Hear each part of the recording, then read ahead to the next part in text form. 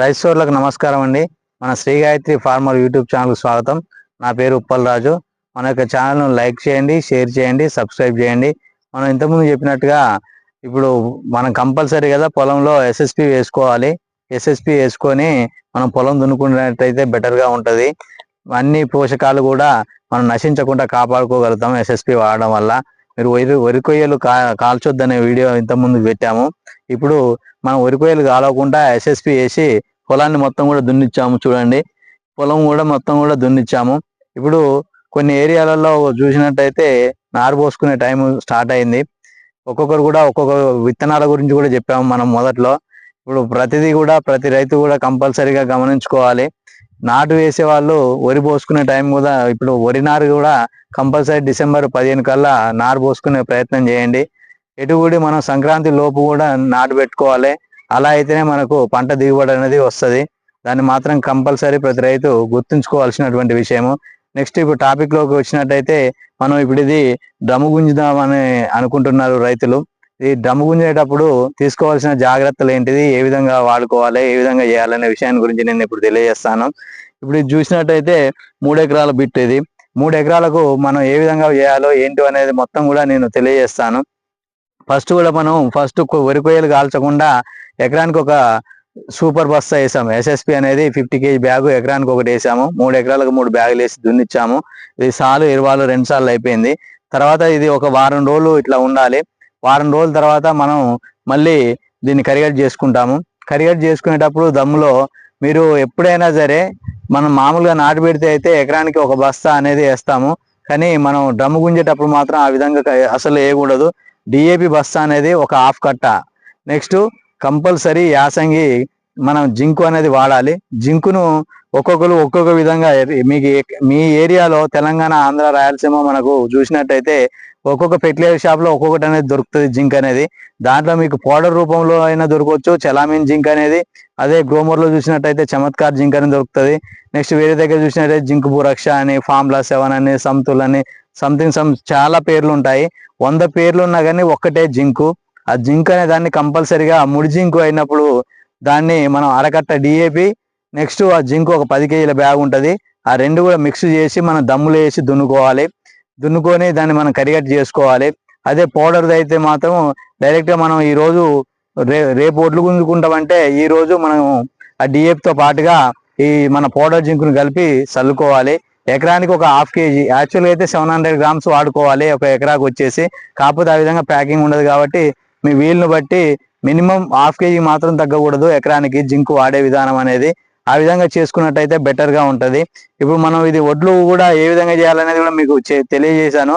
మరొకసారి కూడా చెప్తున్నాను, మనం డ్రమ్ము గుంజితే మాత్రం కంపల్సరిగా మనం 24 గంటలు అనేది కంపల్సరీ నానబెట్టాలి.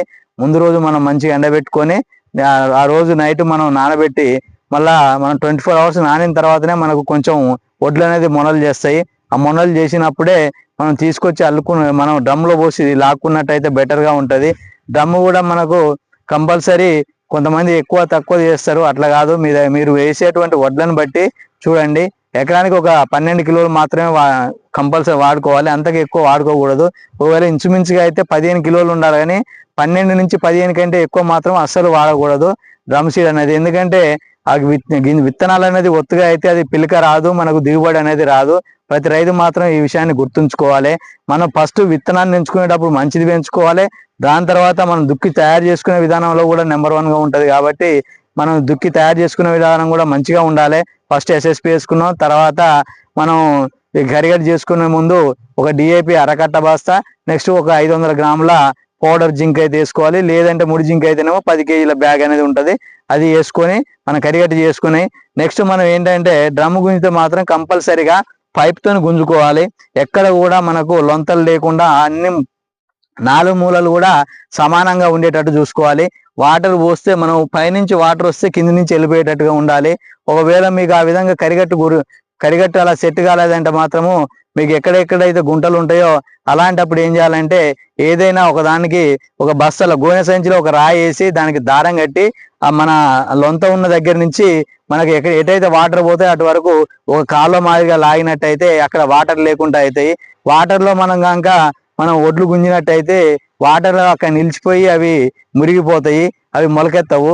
కాబట్టి ప్రతి రైతు కూడా ఎంతో కొంతవరకు మాత్రము మనకు ఏదైనా ఒక మళ్ళీ సైడ్కు నారు పోసుకోవాలి.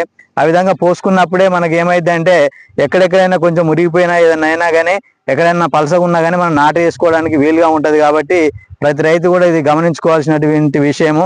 పొలం చేసేటప్పుడు పాటించాల్సినటువంటి జాగ్రత్తలు ఇవి.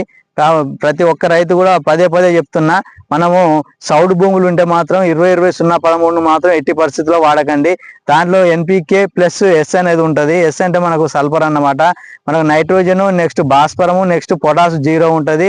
నెక్స్ట్ వచ్చేసి సల్ఫర్ అనేది మనకు 13% ఉంటుంది. దానివల్ల మనకు భూములు అనేది ఇంకెక్కువ సౌడు తేలుతుంది. కాబట్టి ప్రతి రైతు కూడా మన సౌడు భూములు ఉన్నట్టయితే మాత్రం కంపల్సరిగా 20-20 మాత్రం అస్సలు వాడొద్దు.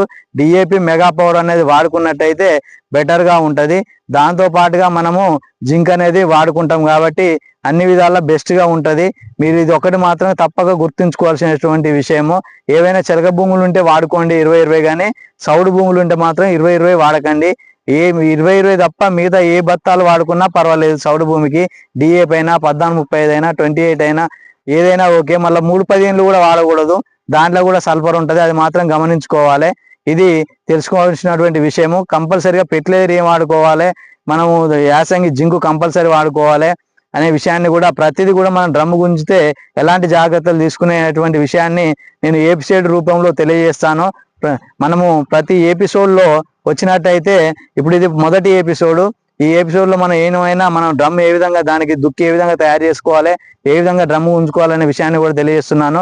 నెక్స్ట్ మీకు ఏదైనా డౌట్లు ఉంటే మాత్రం మన కామెంట్ రూపంలో తెలియజేయండి. ఆ విధంగా తెలియజేసినట్టయితే మీకు అన్ని విధాల మీకు సమాధానాలు అందిస్తాను. మన యొక్క శ్రీ గాయత్రి ఫార్మర్ యూట్యూబ్ ఛానల్ను లైక్ చేయండి, షేర్ చేయండి. మీకు తెలిసిన విషయాన్ని 10 మందికి పంచుకున్నట్టయితే బెటర్గా ఉంటుంది. మీకు ఏమన్నా డౌట్స్ ఉంటే మాత్రం కంపల్సరిగా మీరు కామెంట్ రూపంలో తెలియజేసినట్టయితే మీకు నేను అన్ని కూడా సమాధానాలు తెలియజేస్తాను. ఇదే విధంగా ప్రతి రైతు కూడా గమనించుకోవాల్సిన విషయం ఏంటంటే ఎప్పటికప్పుడు మీకు అన్ని విషయాలు ఎపిసోడ్ రూపంలో తెలియజేస్తాను. మీరు కంపల్సరీ ఇది గుర్తుపెట్టుకోండి. ఇది ఫస్ట్ ఎపిసోడ్. రైతు సోదరులకు ధన్యవాదాలు.